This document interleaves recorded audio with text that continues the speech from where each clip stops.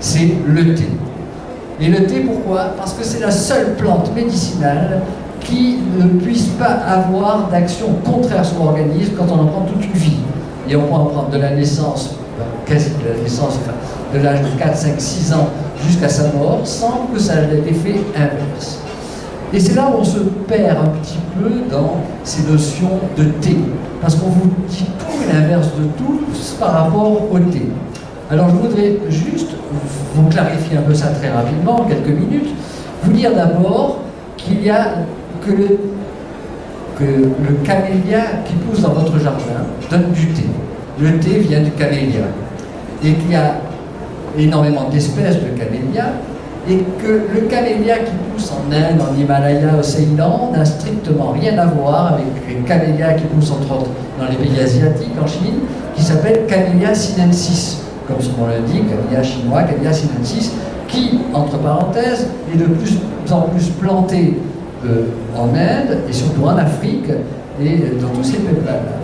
Si vous preniez en permanence du Camellia non sinensis, donc du thé indien d'Argélie, celui-là est, est fait pour les pays qui sont extrêmement chauds et humides. Et comme si on le prend dans un climat tempéré, ça se retourne complètement contre notre organisme. Et comment reconnaît-on un thé indien d'un thé chinois? Eh bien, il suffit de laisser infuser le thé. Si le thé fonce tout de suite, c'est du thé indien. Celui-là, il ne faut pas en prendre en boisson quotidienne, permanente. Par contre, s'il reste toujours clair, quelle que soit la catégorie de thé, eh bien, c'est un thé chinois. Alors après, on se perd dans ces notions de thé vert, de thé oolong, de thé noir.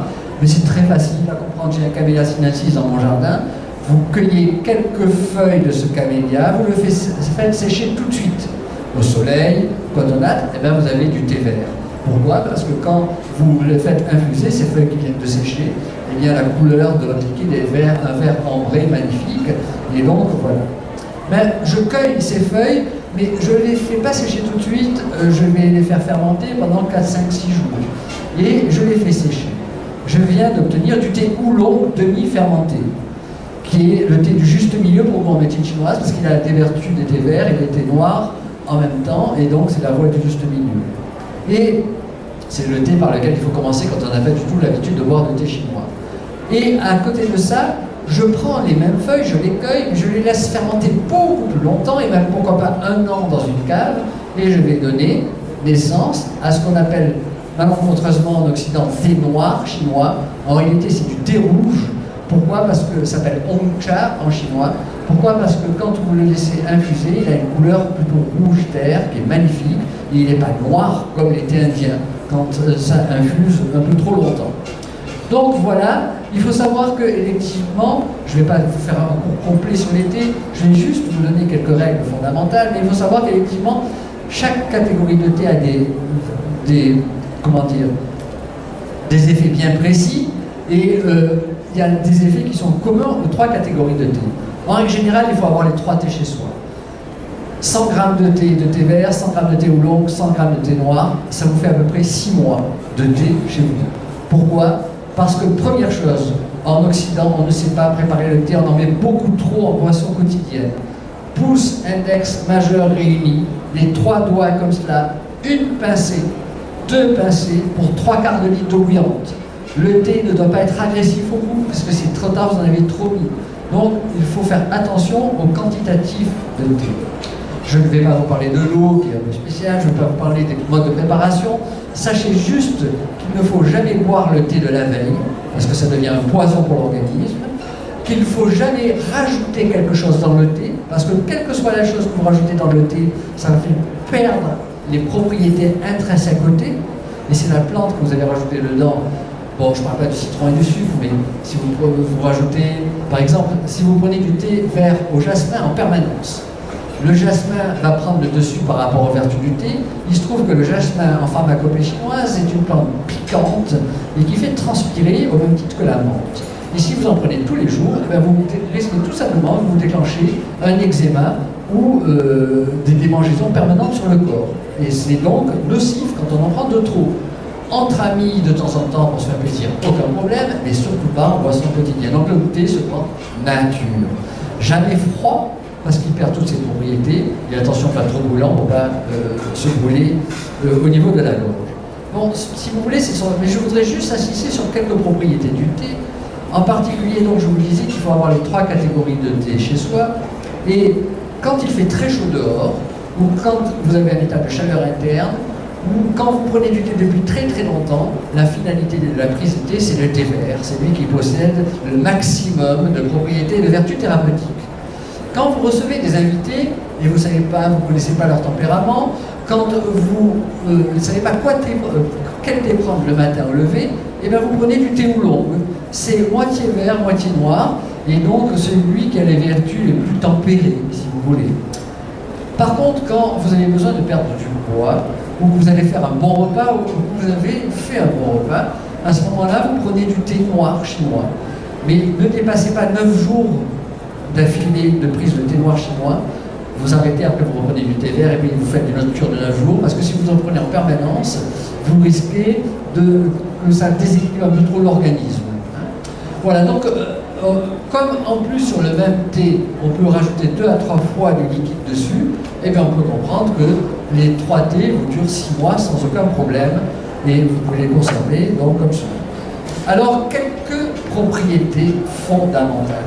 Et la première propriété par rapport à la conférence que je vous fais aujourd'hui, c'est qu'un verre de thé, en fonction d'un verre de thé vert, hydrate de 1 pour 4 par rapport à l'eau. Ça veut tout simplement dire que quand vous buvez un verre de thé comme ça, c'est comme si vous veniez de boire 4 verres d'eau en tant que facteur d'hydratation. Et c'est pour ça que l'arabe dans le désert ne boit qu'un litre, alors que l'occidental est obligé de boire 4 litres d'eau. A fortiori, s'il boit froid, et ça lui déclenche une pépille, et plus il boit, plus il a soif. Donc, il est évident que c'est extraordinaire à prendre en compte ce facteur hydratant. Et à tel point que quand vous commencez à prendre du thé pendant quelques mois, vous avez la peau du coude et la peau des talons qui se ramollit complètement. Votre corps se réhydrate totalement. Et donc voilà un des effets thérapeutiques fondamentaux des thés chinois. Et donc je vous disais que les thés chinois peuvent être prises comme ça au quotidien pendant toute une vie, sans que cela se retourne contre l'organisme, à condition d'obéir aux différentes règles dont je viens de vous parler. Et je voudrais vous prendre un exemple. Tout à l'heure, je vous ai parlé d'une variation subite de 5% de liquide pouvant entraîner la mort. Et vous vous souvenez qu'il y a quelques années, quand il y a eu la canicule, eh bien, il y a eu énormément de personnes âgées qui sont mortes. Sauf que l'année d'après, eh bien, on n'en a jamais parlé. Il y a à peu près 3 à 4 000 personnes âgées qui sont mortes au niveau statistique habituellement par rapport aux autres années. Et justement, l'année d'après, il n'a pas fait chaud et il y a eu beaucoup d'humidité. Et ces personnes âgées sont mortes tout simplement parce qu'elles avaient, dans les maisons de retraite, on leur avait donné l'ordre de leur donner obligatoirement à boire et de les forcer à boire. Et ils se sont retrouvés avec 2-3 litres de boisson en grosse quantité et on les a tués à cause de cela parce qu'on a épuisé l'énergie des reins. Il faut comprendre la physiologie d'une personne âgée. Quand on avance en âge, la mort, c'est l'extinction définitive de l'énergie des reins. Le passage, la mort, c'est l'énergie des reins qui finit par se couper. Mais plus on avance en âge, plus le yin des reins diminue. Et plus on a la capacité de fabriquer de la chaleur interne. Plus on va se dessécher. Et chez certaines personnes âgées, ce dessèchement est très rapide. Et effectivement, si elles jouent au chameau et si elles ne boivent pas pendant 3 ou 4 heures, ça peut générer la mort, surtout s'il y a beaucoup de transpiration. Et donc, on peut totalement comprendre au travers de cela que le fait d'avancer en âge va effectivement, en desséchant les liquides organiques, nous rendre de plus en plus fripés.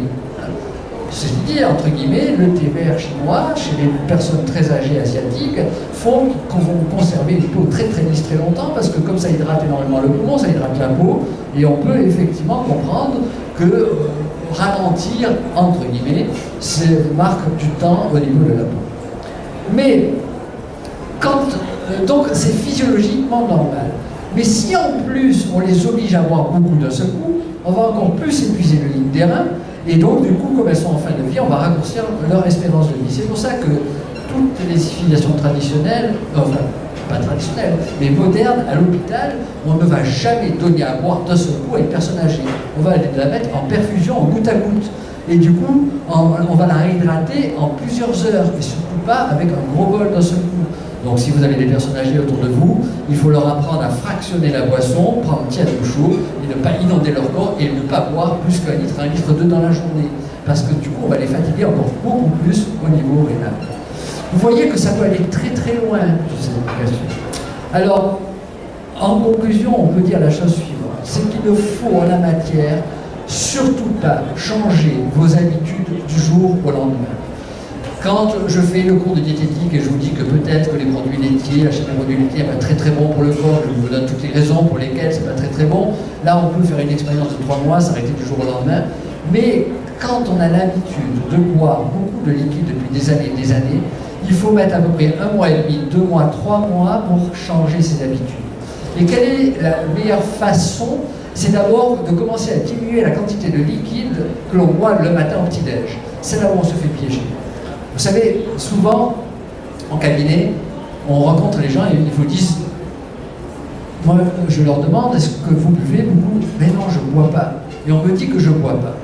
Et pourtant, j'ai déjà fait leur diagnostic, j'ai vu que les paupières étaient enflées, comme elles ont parlé, j'ai regardé leur langue, j'ai vu que la langue était épaisse et un peu pâle, j'ai vu que le menton était plus sombre que le reste du visage, et qu'elles sont en excès de poids, et je sais pertinemment qu'elles boivent énormément, et c'est une évidence.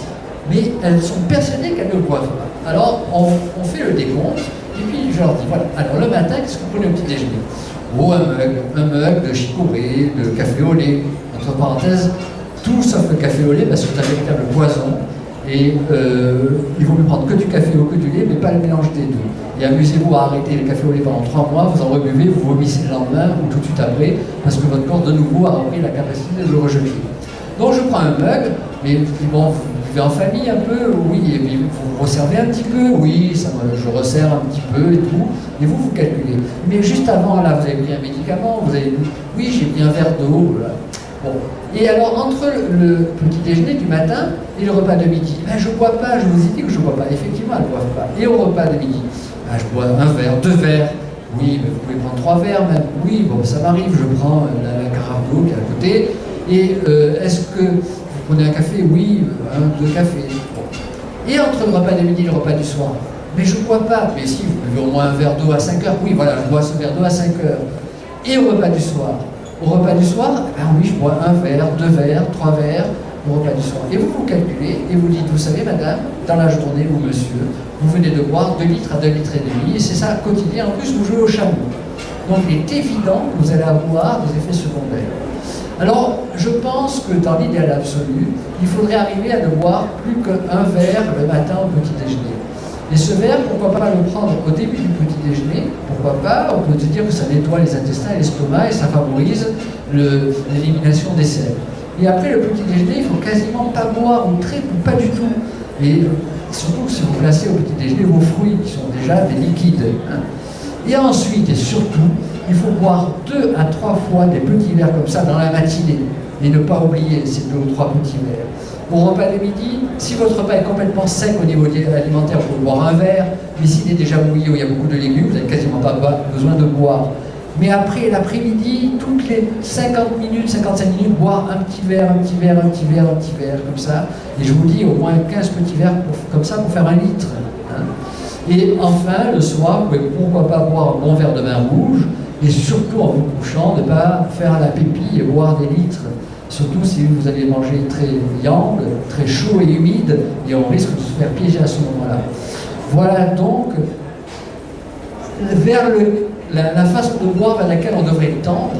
Et c'est, quand vous avez pris le rythme, vous allez vous rendre compte que c'est très très très bénéfique.